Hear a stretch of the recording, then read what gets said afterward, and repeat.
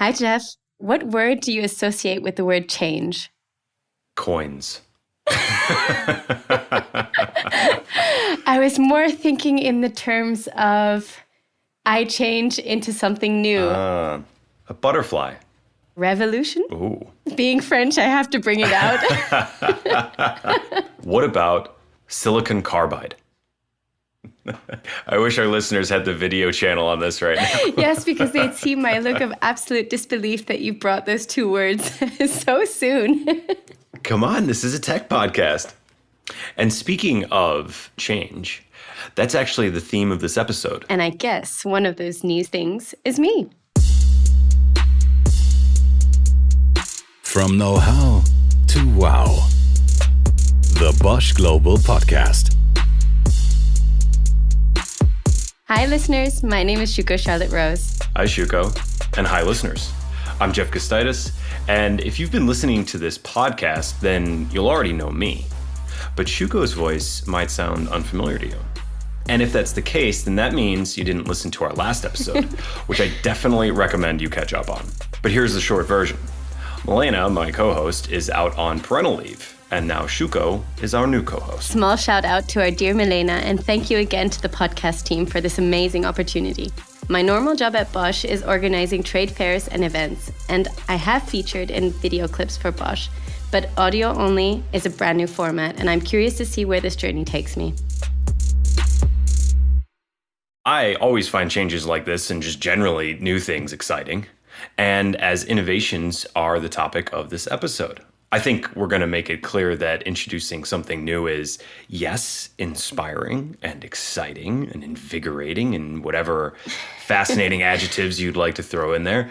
But also, it's never necessarily frictionless. It's actually pretty challenging. Well, we do say never change a running system. At least I've heard it more often in Germany than not. So what do you think, Shuko? Why is it so unpopular to make changes then? We are creatures of habit, and I think for some people, the thought of changing something you're so comfortable with is just not worth it. Mm-hmm. Even if the situation is not ideal, there's always a risk that any new thing might make things worse. Additionally, change often requires a lot of effort, and I'm sure a lot of people don't have the time or the desire to invest that amount of energy into something that has been running like a well-oiled machine over a longer period of time. Yep, very well said.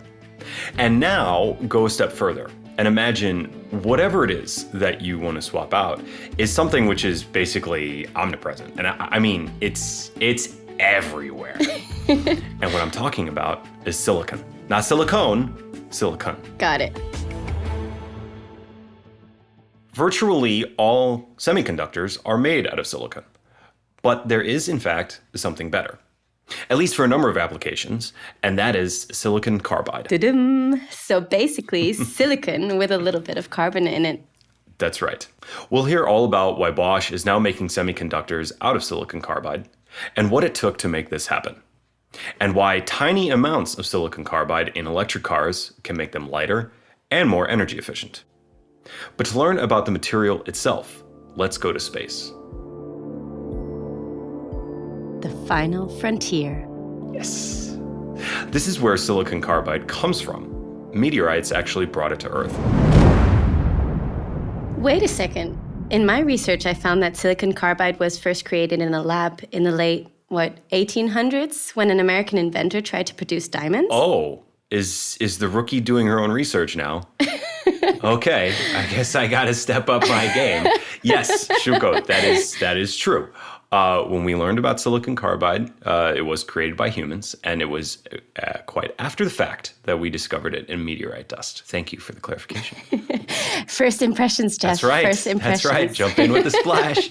But now we're actually sending it back into space because many advantages of silicon carbide really play out in space applications. So my name is Siddharth, and I'm the managing director of Divari Scientific Instruments. So we are a German SME, and we are active in the field of 3D printing of metals and ceramics, which we co-developed with the European Space Agency for space applications as well as for industrial applications. Shuko, can you tell me, since you're more German than me, at least, can you explain for our listeners what SME is? Small and medium enterprise? Yeah, perfect. Yes, so not big German business, the small and medium-sized German business. That's what he meant. So one of the materials that Sid's startup can use in their 3D printing process is silicon carbide. He says it's a great material for things that you want to send up into space. It's hard like diamond. It's lightweight, and it can be used as a material that can withstand temperatures up to 1,700, 1,800 degrees Celsius, depending upon the grade of silicon carbide. So we're talking about something which is hard and lightweight at the same time, and temperature resistant, which are exactly the qualities you want to build a great spaceship.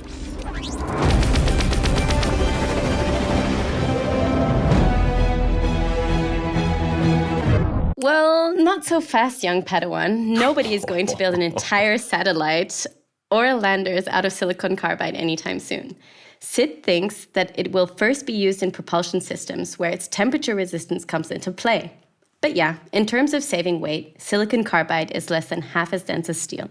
Well, okay then, Master Shuko.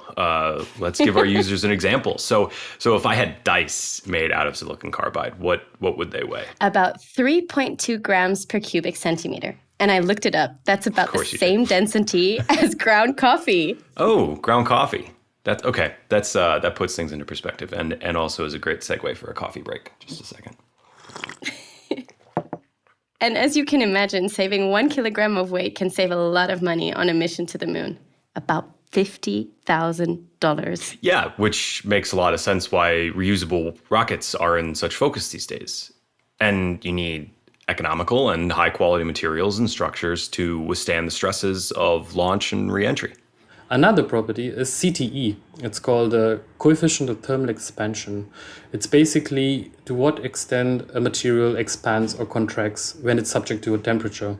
And silicon carbide has a very low CTE. So you could actually subject it to a very high temperature, but its geometry wouldn't change a lot. Sid says that it is important, for example, for optical devices like mirrors that you need in satellite or space telescopes. So why are we not making all of those out of silicon carbide?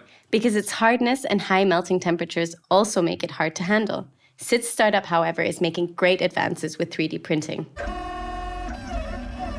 I know the 3D printers that you mostly see today, like the Dremel ones that Bosch produces, as it happens. Mm-hmm. They're using their filaments are made out of plastic, and then they melt it and they build it up layer by layer to create whatever the design structure is, an additive process.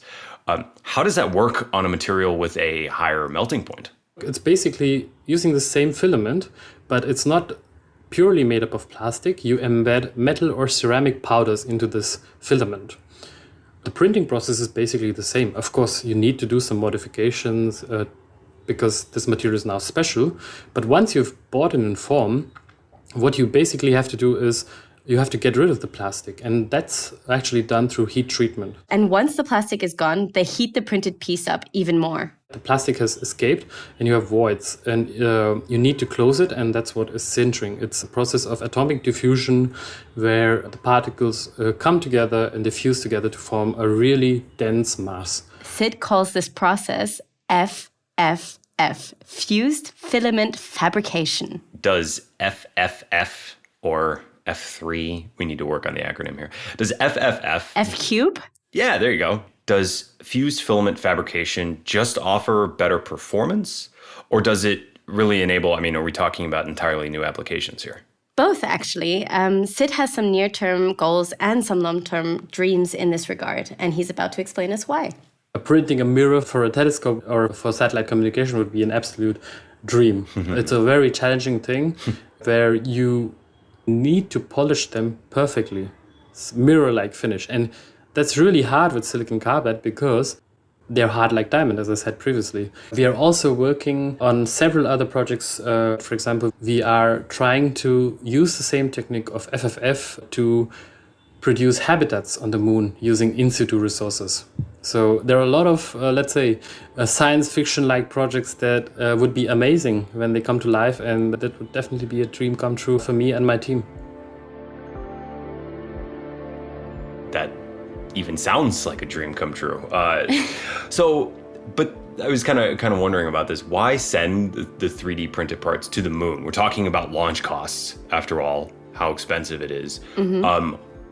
I was thinking, why not just send the printer itself there and then you print there, right? You would think about that. That'd be a great idea. But oh God. Yeah, well, there's always a but. We talked about things never being frictionless, right?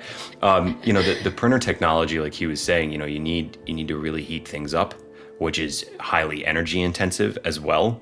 You don't really want to be doing that on the moon or in a space environment where any sort of fire hazard is absolutely a no-go. And then also with 3D printing, you kind of need gravity for that. So in lower gravity environments, that gets harder too. It's all sorts of complications. Like we said, friction. Well, if it were easy, I think it wouldn't be fun in any case. That's right. Anyways. So, but still, isn't it fascinating what could be one day possible? Yeah. So in essence, for space applications, silicon carbide makes stuff tougher and lighter, which saves energy and money. And while we're talking about this, the same is true for these applications in electric cars down here on Earth. A little bit of silicon carbide in a couple dozen tiny transistors can end up saving many kilograms of weight and even significantly reduce the cost of charging the battery. But that's not because silicon carbide is lighter. No, it's because it has what's called a wide band gap. For people who know something about electronics, you probably know what that means. For everyone else, like Shuko? Here's Bosch's Bruno Schuster to explain more about it. My job and also the job of our team at Automotive Electronics is really to make this material usable for semiconductors and focusing in our case on automotive applications for electric vehicles, for example. Bruno, like all of us these days, is concerned about climate change. As you know, we urgently need to shift to renewable energies to slow down global warming. So how we generate our energy is for sure one important thing, but also how we use our energy and how efficiently we use the energy worldwide is a different thing. Bruno says that of the energy which is generated by a power plant, only 70% actually ends up in our devices. 70? Yeah, 70% is actually making it to your laptop or your phone or your electric car. 30% of the energy produced is actually lost along the way. Transmission losses, conversion losses. Yep. And it continues actually inside the devices as well. They can't actually use all the electric energy either. Right. They heat up, and heat is basically lost energy, as we learned when we replaced old-fashioned light bulbs by LEDs. And they still produce some heat. That's right. And for sure, your electric car does as well. In your electric drive, means energy from the battery to the wheels, basically. Inside there, you have a 25% loss of energy. And out of this, roughly 1/3 is power electronics. That is a lot of energy wasted just between the battery and the wheels. Yeah. So improved power electronics could really make an impact here? Yes, absolutely. Because the losses largely happen actually when the direct current from the battery is converted to the alternating current, which is what the motor needs. That conversion is done by transistors, silicon transistors. Roughly also 3/4 of this energy loss is reduced by using silicon carbide compared to silicon technology, which is state of the art today. So just to repeat that figure, because it is so impressive, silicon carbide transistors can reduce the conversion losses by 75%. That's impressive. Wow. Wow. But how? Wow, but how? How about it? Ooh, do you think we can convince our team to rename the podcast? Oh, yeah. We'll talk to the producers. Nope. How's that for oversight? Shame. Okay. So how about this? A little bit of transistor-based knowledge. The semiconductor is a semiconductor because it can either conduct electricity or not. You can switch it on and off. This is related to the band gap of the semiconductor material, which means that the amount of energy needed to basically free an electron from an atom so that it becomes a conduction electron. For the silicon carbide, the band gap is much wider than that of silicon. That's why it's called a wide band gap semiconductor. Okay, but that doesn't really explain why it's better. Fair enough. It's better because thanks to the wide band gap, you can make the material considerably thinner inside the transistor itself. Bruno says that the active layers of the silicon carbide transistors are just about 10% the height compared to a silicon transistor. At the end, the thinner the material is, the lower is the resistance and the conduction losses of a material, just for example. Meaning the lower the resistance, the less heat is generated. The less heat is generated, exactly. You also have a significant reduction of switching losses of silicon carbide. And with this, overall, your heat, which is dissipated, is much lower. And that means you need less cooling infrastructure also. Which again saves energy. Ding, ding, ding. Right on. But it doesn't stop there. Silicon carbide has a better thermal conductivity, has a higher temperature capability. So you can operate it with higher temperatures. And especially the thermal conductivity is also helping to reduce the size.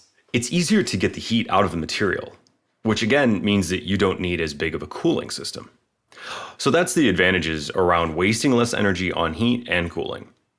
In addition to that, silicon carbide transistors can also switch much faster than silicon transistors. Why does that matter? Well, let's have a closer look at what's actually happening here. The transistors switch the DC, the direct current, from the battery on and off in such a way that the result approximates a sine wave, as you would see in perfect alternating current, AC. We have inside the power electronics several transistors, we call the so-called P6 bridge, which is by switching with high frequencies in the range of 10 kilohertz or even above, generating a three-phase sinus signal for the electric motor. And the faster they switch on and off, the more precisely the resulting current resembles a sine wave.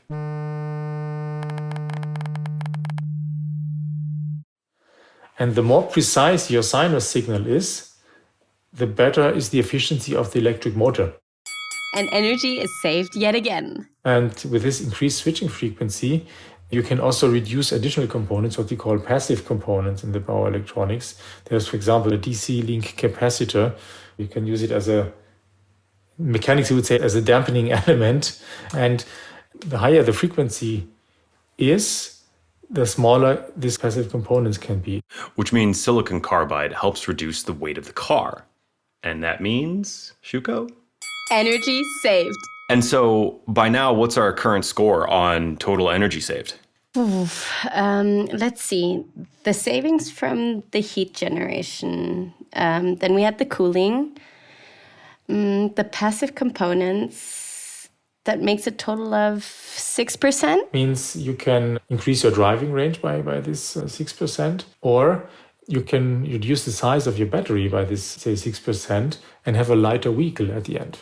Which again would save energy. Mind officially blown. And I realize to some of our listeners, 6% might not sound like much, but it's actually huge as the knock-on effect is coming purely from the semiconductors. Imagine if all the cars suddenly saving 6% of fuel just by changing one component. That's revolutionary. Absolutely. Or put it this way, if you think of an electric car with a range of 450 kilometers, you would gain around about 27 kilometers extra reach. That is the equivalent of my daily commute to work. See? A free ride to work. How about that? Perfect. Insane. So, Shuko, you were just at the IAA, the big international auto show in Munich. The main topic this year was electric cars, of course. Did they have silicon carbide transistors inside? So first off, it was a really long 2 weeks, and I'm really glad to be back home, even though it was really exciting to be, again, live at a certain location, meeting customers, meeting colleagues again. So that was really, really a great feeling. Yeah, we welcomed basically a new industry to the IAA, which is the e-bike industry as well. Are there silicon carbide transistors in the bikes these days? That would be kind of cool. It would be a really good and interesting question to ask our colleagues there. But in essence, I definitely saw a lot of electric cars, and I would assume that they have silicon carbide inside of them. However, it's not so easily seen. And one of our highlights actually at our booth at the Messe München, we created an exhibit this year called the Pace Car. And in this Pace Car, we tried to give any visitor, any customer, a quick all-rounder of everything Bosch can do, or any kind of solution Bosch can give. So it's like a demo car. I would say it's a way to show our product portfolio on a really easy and quick way. So we really showed them that we're not only a supplier for components, we can actually deliver systems. So is that then more geared towards end consumers, or is that more geared towards business partners? More geared towards business partners. Got it. And okay. funnily enough, in this car, we did have 2 little silicon carbide transistors full circle. that There we we are. Exactly, that we plated because, as you said, they're tiny. So we tried to make them, or we tried to give them a little bit more visibility in this huge exhibit car. Well, it's cool that we were able to put in the demo car kind of and highlight exactly where the thing is and what it's doing. It's kind of hard to see any of these components these days when you're just opening the car's hood. But for sake of example, I have this little model car here. Actually, it's quite old. It was given to me by my grandparents. But anyway, so if I would look for the power electronics, yes, I would look somewhere under the hood. And more specifically, what we would be looking for here is the inverter. And that's the device that transforms the direct current to the alternating current. Usually, you'd find 24 transistors just in the inverter. And the inverter is where the silicon carbide transistors would have the biggest impact. So the inverter basically sits right by the electric motor, usually in the front of the car. But there are more potential applications for our silicon carbide transistors. For instance, in the onboard charger. Remind me, that should also be somewhere in the front, under the hood, right? Yes, right. It might sit a little bit to the right side over here, there, in our video chat that our listeners can't see, but nonetheless. And it does the opposite of the inverter. So when you charge your car with the alternating current, the onboard charger converts it to direct current DC for the battery. But then what happens next? There's yet another power converter here on the other side, the DC to DC converter. It converts the 400 or even 800 volts from the battery to the 12 volts for your lights and your dashboard and your multimedia system and so on. So there's a lot of transformation of electricity going on in an electric car. So many opportunities where silicon carbide can actually make things more efficient. Yeah, exactly. There's these little opportunities all over the systems. And it continues on the outside of the car as well. I mean, you have also like wall boxes, charging pillars and so on. And this is a field which is today not yet in the focus of silicon carbide, but I'm very sure that this will also come in the near future, that also the energy conversion to your car, on the way from the grid to your car, there is also a big saving potential, because if you charge an electric car, you pay much more than you have at the end in your battery at the end. And this is also giving additional benefit to the consumer. At the end, it's saving money, to be clear. Ding, ding, ding. True. So you have to pay for the lost energy. Mm-hmm. So reducing the losses while charging will immediately impact your wallet. Yeah, of course. I mean, money has always been the best argument to save energy, hasn't it? Look at our word association at the beginning of the episode. Sadly, yes. Although I have to say, I feel like people are increasingly willing to spend money on something that is more climate friendly than a comparable, cheaper product. And I see it for myself. I try to buy as locally as possible, and even for simple things like vegetables, you can pay a lot more for locally and responsibly sourced produce. But do you really think that will be the case for silicon carbide transistors in electric cars? Will those cars be more expensive? Well, the silicon carbide transistors themselves as components definitely are more expensive. But overall, when you look at it at the kind of system level, it pays off. For instance, as Bruno said earlier, you could reduce the size of the battery, which is then having a huge impact on the weight. And of course, the battery itself is the most expensive component of the car by far. And so you could easily save the cost for the silicon carbide right there. Wouldn't it be great if we could replace all these silicon transistors by silicon carbide today? Well, I tried to find out why it's easier said than done. Well, Sid already told us at the beginning of the episode that silicon carbide is not the easiest material to handle for 3D printing. So I assume for semiconductor production, it provides some additional challenges as well. Remember what he said about the density of this stuff. It's not like the silicon wafers. You put silicon carbide wafers into your process and suddenly your machines is all good, right? Yeah, we wish it were like that. So Geoff, this is Jan Alsmeier. He works in process development at Bosch's semiconductor fab in Reutlingen, Germany.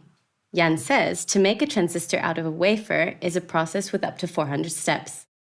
So out of the 400 steps, I would say 200 or 300 are at least similar to silicon production, but there are a lot of differences. For example, silicon carbide has a very low diffusion constant compared to silicon. That in turn means you have to process some steps at very high temperatures. We are able to go above 2000 centigrades. And that is, of course, very unusual for silicon. Silicon would just melt at these temperatures. Well, I mean, that's just more heat. We've heard about that before, right? Yes, we have. But that's one reason why they needed new machinery. And because this process is very, very new, it's not like Jan and his team could just order up some standard equipment, plug it in, and make transistors. They actually had to work closely with suppliers to specify, develop, build, and adjust the machines until they reach the desired outcome. That sounds intensive. Can we have an example for one of the machines that they bought? You could have multiple, but if Jan had to pick one... I just need to mention our high-energy ion accelerator. It weighs more than 40 tons and takes up more than 40 square meters. That is a huge machine. Wow. But I have to ask, that sounds more like something for a science experiment. What do they need an ion accelerator for? I asked myself the same question. But to make a semiconductor work, you need to dope it. You shoot atoms into it. Experts call them dopants.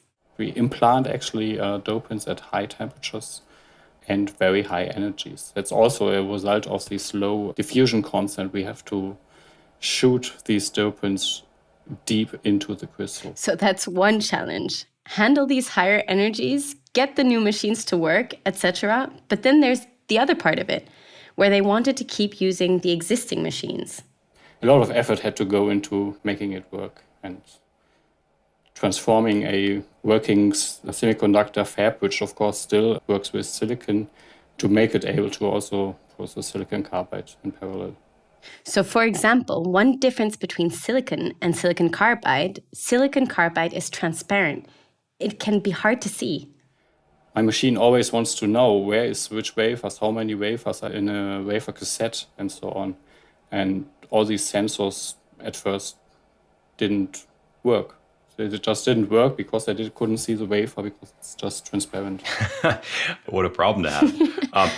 But for sure, as by now we all know, the expertise of our engineers, this sounds like a fairly rudimentary problem for them to solve. Totally. It sounds solvable. I agree. But of course, over the past few years of developing the silicon carbide process, you can imagine some bigger challenges came up too. Yeah, that's actually happened a couple of times that I just got a phone call from a fab engineer and say, I have your wafers here, and they just won't, my machine can't deal with your wafers. They're just too warped. Please do something about it. They were warped. That's definitely not a word that I would want associated with that product, because that's something which you always know is supposed to be perfectly flat. Exactly. And these processes put stress on the wafer, and at some point they just became uneven and warped. And that was a little bit more complicated to resolve. Yeah, first, of course, you need to collect data. You need to find out which process bends my wafer in which direction, and then find a way to manipulate the process in such a way that we have a wafer that can be processed in all relevant machinery. So as you can imagine, what they ended up doing were a few things. They changed the order of some of the processes, for example. They even changed the design of the transistors. But there was one genius idea that was probably the most important. You know that etching is important for making semiconductors, right? Yeah, of course. What was back in the MEMS episode where we talked about this exactly. Just as a reminder, and especially bringing Milena back here in spirit, whoop, whoop. Let's take a quick, what do you call it? Shout out? A look back. Anyway, let's hear from episode 3. How are the tiny MEMS made? Well, they were made out of silicon, a little bit like other electronic components. So you start with a slice of a silicon crystal. It's called a wafer. And then you etch structures into it. So there are robots involved in the different steps, but the moving parts of the MEMS sensor, they are not assembled. They are practically made in one go. This etching process carves them out of the silicon wafer. That's the short and simple version. Similar to making computer chips or integrated circuits. So that was from Milena in this episode, but let's also not forget our other colleague, Emma Abel, who drew the big picture. In her own words, the challenge of MEMS production. The challenges in MEMS are a little bit different to in normal integrated circuits because of it being a 3D moving structure. We have a lot more focus on mechanical robustness. I know a modern integrated circuit process is planarized. That means you fill in every level before you go up to the next level, and it's basically flat afterwards. MEMS has topology, which means after it's been made, I have high bits and low bits, and that's a big challenge for building up new layers, is that the surface that you're building them up on can be very uneven. I think it's very nice that we were able to bring Milena back into this episode. Oh, I love it. It was nice to hear her again. And if you would like to listen for the first time or re-listen to that entire episode with Milena and our colleague Emma Abel, of course, we put the link to that episode in the show notes of this episode. So coming back to etching, yes. Jan's team came up with the idea to also use etching on the backside of the wafer in order to control the warping. They thought, one way to deal with bow would be to just deposit a stressy material on both sides of the wafer and etch it off on the one side where you don't want it, in order to basically force the wafer to be flat again. So when Jan says deal with the bow, he's talking about the warping that they experienced and how they were attempting to fix that. So did it work? did you have any doubt it wouldn't? Of course it did. Fair enough. And many other challenges were solved as well. 3 cheers for our Bosch engineers. Yay, Bosch engineers indeed. Wow. Everyone we talked to from the team was really proud of that, and rightly so. Absolutely. So Jan's basically done now? Of course not. There are still some kinks to work out, making sure that scaling up production from a handful of wafers to hundreds to thousands of wafers goes well, and that every single semiconductor works reliably. And also, Jan is already thinking about the second generation of the devices, so... We don't have shortages of new challenges, that's for sure. Well, thanks a lot, Shuko, for that close-up look into the development and production of a brand new semiconductor fabrication process. Very cool. Thank you. De rien, Geoff. Avec plaisir. Oh, wow. Okay. Well, I'm trying to stay focused in English, and then I still got to remember my German and work on my Portuguese. Now you're throwing French at me. I'm not smart enough for this. You know that, right? These are the challenges of change. Fair enough. Geoff. I think it's become pretty clear why making seemingly small changes can mean so much effort. And I mean, the silicon carbide instead of silicon. It sounds like just one word, but it's really a big difference. And then you have all of these problems and challenges that take even the best engineers years to figure out. So you've got to be sure that it pays off. You've got to make sure you know the ROI. And I'm amazed by the scope of these changes. I mean, instead of silicon, you use silicon with a little bit of carbon in it. And as a consequence, you not only save a lot of electric energy in your car, in your charger, or in many steps along the way from the power plant to your battery, but it also means that your car will be lighter, and you'll even have more room in it. the ripple effect is just amazing. Absolutely, it is. The first cars with silicon carbide transistors in them are actually already available on the market. And I have to say, I'm fairly tempted to get one after the producing of this episode. I am in the market after all. In any case, a bientôt, Geoff, and thanks for our first ever episode together. I'm already looking forward to the next one. Me too, Shuko. Me too. And I'm curious to see the ripple effects of the change we made on the podcast team. Let's see how it goes. Well, in my case, I love to be challenged and embrace change, so I totally agree with Jan. We don't have shortages of new challenges, that's for sure. From know-how to wow. The Bosch Global Podcast.